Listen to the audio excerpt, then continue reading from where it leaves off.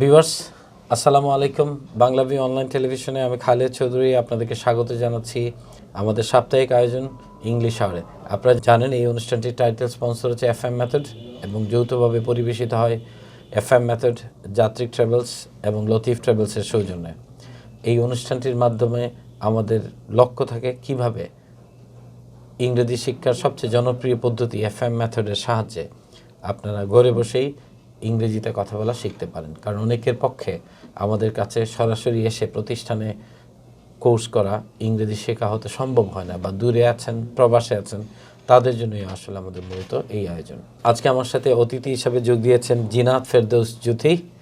তিনি জুরি model high school থেকে 2017 সালে এসএসসি পাশ করেছেন।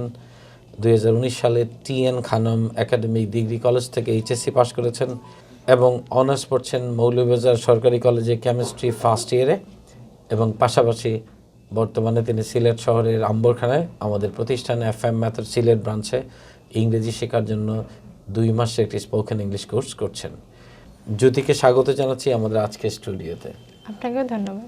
হ্যাঁ জ্যোতিকে সাথে নিয়ে আমরা আজকে অবজেক্টিভ সেন্টেন্স কিভাবে তৈরি করতে হয়, অর্থাৎ যেসব বাক্য দ্বারা মনের ইচ্ছা, কামনা, বাসনা ব্যক্ত করতে হয়, সেই বাক্যগুলো কিভাবে ইংরেজিতে তৈরি করতে হয় সেটা আজকের পর্বে আমরা দেখব। আপনারা জানেন ক্লাসিফিকেশন অফ সেন্টেন্স অনুযায়ী সেন্টেন্স হচ্ছে 5 প্রকার, এর মধ্যে একটা আছে অবজেক্টিভ সেন্টেন্স। তো ভিউয়ার্স, আজকের পর্বে আমরা দেখব কিভাবে অবজেক্টিভ সেন্টেন্স তৈরি করতে পারা যায়। আমরা জানি আমরা হাবোধক বা নাবোধক বাক্যের আগে আমরা শুধু মেয়ে বসিয়ে দিলেই দুয়া, বদুয়া, মনের ইচ্ছা, এই ধরনের বাক্য আমরা সহজেই তৈরি করতে পারবো। তো মনিটরে আমাদের একটি মডেল দেখছেন, আই ডু। এটার আগে মেয়ে বসিয়ে দিলেই আমাদের পক্ষে অবজেক্টিভ বাক্য তৈরি করা সম্ভব। তো ভিউয়ার্স, জ্যোতির সাথে আমরা একটি বাক্য এফএম মেথডের সাহায্যে ইংরেজি করার চেষ্টা করব। যদি মনে করো তোমার একজন বন্ধু পরীক্ষা দিচ্ছে, তুমি দোয়া করছো সে যেন পরীক্ষায় পাশ করে, এই বাক্যটার শেষ শব্দ কি? পাশ করে। এটা একটা ভার্ব। তাহলে এটার জন্য আমরা জানি মডেলটা কি? I do. এবং এটা দ্বারা তোমার মনের ইচ্ছা প্রকাশ হচ্ছে এই বাক্যটি দ্বারা। তাহলে এটার আগে একটা মে শব্দ বসিয়ে দিতে হবে। তাহলে ফর্মুলাটা দাঁড়ালো মে আই ডু। তাহলে মডেলটি দাঁড়ালো মে আই ডু। এখন মেয়ের জায়গায় বসিয়ে দিলাম আমরা মে, আই এর জায়গায় বসিয়ে দিলাম হি, আর ডু এর জায়গায় পাশ করে ইংরেজি কি? পাস। তাহলে সে যেন পাশ করে, May he pass the examination. The examination. তাহলে সে যেন পরীক্ষায় পাশ করে, May he pass the examination. একই রকম করে তুমি আরেকটি বাক্য যেটা তুমি বাংলাদেশের জন্য করছো, আরেকটি বাক্য বাংলাদেশকে নিয়ে, বাংলাদেশ দিন দিন উন্নতি করুক। তাহলে শেষ শব্দ উন্নতি করুক, এটা একটি ভার্ব। তাহলে কোন মডেলটির সাহায্য নিব? আই ডু মডেলটির সাহায্যে। এবং এটা দ্বারা তোমার মনের ইচ্ছা প্রকাশ হয় এই বাক্যটি দ্বারা। তাহলে এটার আগে মেয়ে বসিয়ে দেব। তাহলে মেয়ের জায়গায় মে, আই এর জায়গায় বাংলাদেশ, আর ডু এর জায়গায় উন্নতি করে ইংরেজি কি? প্রসপার। তাহলে বাংলাদেশ উন্নতি করুক, may Bangladesh prosper day by day.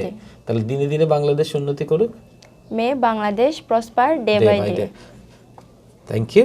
একই রকম করে আরেকটি বাক্য যদি বলি, তুমি সুখে থাকো, এই বাক্যের শেষ শব্দটি হচ্ছে থাকা, ভার্ব।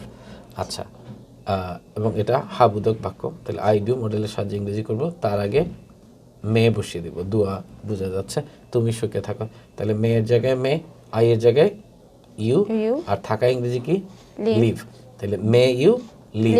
সুখে ইংরেজি কি? ইন সুখ, ইন হ্যাপিনেস, ইন হ্যাপিনেস। তাহলে পুরো বাক্যটা কি দাঁড়ালো? May you live in happiness.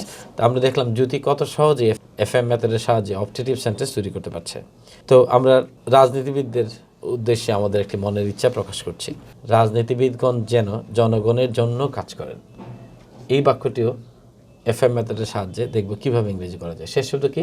কাজ করেন। কাজ করা একটি ভার্ব, হাবোধক বাক্য, 1 নম্বর মডেল আই ডু। এবং এটা দ্বারা যেহেতু মনের ইচ্ছা প্রকাশ হচ্ছে, তাহলে কি হবে? মে। তাহলে মে, আর আই এর জায়গায় কাদের জন্য? এটা রাজনীতিবিদরা, পলিটিশিয়ানস। গুড। আর ডু এর জায়গায় কাজ করা ইংরেজি কি? ওয়ার্ক। তাহলে পুরো ইংরেজিটা কি হলো? মে দ্য পলিটিশিয়ানস ওয়ার্ক জনগণের জন্য, ফর দ্য পিপল। তাহলে পুরো ইংরেজিটা কি হলো? May the politicians work for the people. তাহলে রাজনীতিবিদগণ জনগণের জন্য কাজ করেন। চমৎকার একটি বাক্য। এখন যদি আমরা আরেকটি বাক্য বলি, সে যেন বিপদে না পড়ে, তাহলে এটা না বোধক একটি বাক্য। জি তখন আমরা এই যে আই এবং ডু এটার মাঝখানে একটা নট বসিয়ে দেব। মে যেহেতু নিব আমরা এই ধরনের বাক্যের ক্ষেত্রে, তাহলে মে আই নট ডু এই মডেলটির সাহায্যে আমরা ইংরেজি করব। মে আই ডু মডেলটির মাঝখানে নট বসিয়ে দেব। তো মে হি সে যেন বিপদে না পড়ে, তাহলে মে এর জায়গায় মে, আই এর জায়গায় হি, নটের জায়গায় নট, আর ডু এর জায়গায় পড়া ইংরেজি কি ফল। তাহলে মে হি নট ফল বিপদে ইন ডেঞ্জার, তাহলে সে যেন বিপদে না পড়ে। May he not fall in danger. তাহলে এফএম মেথডে বাক্য তৈরি করতে কেমন লাগে? ভালোই লাগে। আচ্ছা, কঠিন লাগে নাকি সহজ লাগে? সহজ। ওকে, সে যেন কষ্টে না ভোগে। এটার জন্য মে আই ডু মডেল লাগবে নাকি may I not do? May I not do. May I not do, তাহলে মে এর জায়গায় মে, আই এর জায়গায় হি, নটের জায়গায় নট, আর ডু এর জায়গায় সাফার। তাহলে may he not suffer, may he not suffer. Okay, আমরা আরেকটি বাক্য আলোচনা করি। নেতারা যেন দেশের লোকদের না ঠকান। এই বাক্যের শেষ শব্দ হচ্ছে না ঠকান। এটা দ্বারা তোমার মনের ইচ্ছা প্রকাশ পাচ্ছে। আচ্ছা, তাহলে মে আই নট ডু এই মডেলটির সাহায্যে ইংরেজি করব। মে এর জায়গায় মে, আই এর জায়গায় দ্য লিডার্স। তাহলে মে দ্য লিডার্স নট ঠকানো মানে কি cheat. May the leaders not cheat the people. তাহলে নেতারা যেন জনগণকে না ঠকান, ইংলিশ কি? May the leaders not cheat the people. সন্তানরা যেন পিতামাতার অবাধ্য না হয়। সন্তানরা যেন পিতামাতার অবাধ্য না। বড় বাক্য বা টেনশনের কিছু নাই। এফএম মেথডের সাহায্যে আমরা খুব সহজেই এই বাক্য ইংরেজি করতে পারবো। তাহলে এই একটি মডেল আছে, মডেলের মাধ্যমে আমরা ইংরেজি করতে পারছি। আই এর জায়গায় চিলড্রেন, সন্তানরা, the children. May the children, নটের জায়গায় নট, দুইয়ের জায়গায় না হয় মানে ফ মানে কি বি। তাহলে may the children not be. অবাধ্য ইংরেজি কি? ডিসঅবিডিয়েন্ট। তাহলে কি দাঁড়ালো? May the children not be disobedient to their parents. জিনিসপত্রের দাম যেন জনগণের ক্রয় সীমার বাইরে না যায়। বড় বাক্য, কিন্তু এফএম মেথডের সাহায্যে এটা আমরা ইংরেজি করতে পারবো। তাহলে এটা দ্বারা তোমার মনের ইচ্ছা প্রকাশ হচ্ছে। তাহলে আমরা শুরুতে বসিয়ে দিলাম মে, আই এর জায়গায় বসিয়ে দিলাম জিনিসপত্রের দাম, প্রাইসেস অফ কমোডিটিস। তাহলে কি দাঁড়ালো? May the prices of commodities, নটের জায়গায় নট, আর দুইয়ের জায়গায় গ। তাহলে may the prices of commodities not go. জনগণের ক্রয় ক্ষমতার বাইরে বা ক্রয় সীমার বাইরে, বিয়ন্ড দ্য পিপলস ক্রয় ক্ষমতা, পারচেজিং ক্যাপাসিটি। তো ভিউয়ার্স, আমরা দেখলাম জ্যোতিকে সাথে নিয়ে আমরা কিভাবে এফএম মেথডের সাহায্যে ছোট ছোট মডেলের সাহায্যে দ্রুত আমরা অবজেক্টিভ বাক্য তৈরি করতে পারছি। তো ভিউয়ার্স, দেখলেন কিভাবে আমরা এফএম মেথডের ছোট ছোট মডেলের সাহায্যে অবজেক্টিভ বাক্য তৈরি করলাম।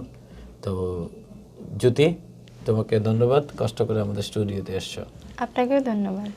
ভিউয়ার্স, আগামী পর্বে আবারও দেখা হবে। সেই পর্যন্ত সবাই ভালো থাকবেন, সুস্থ থাকবেন। আল্লাহ হাফেজ।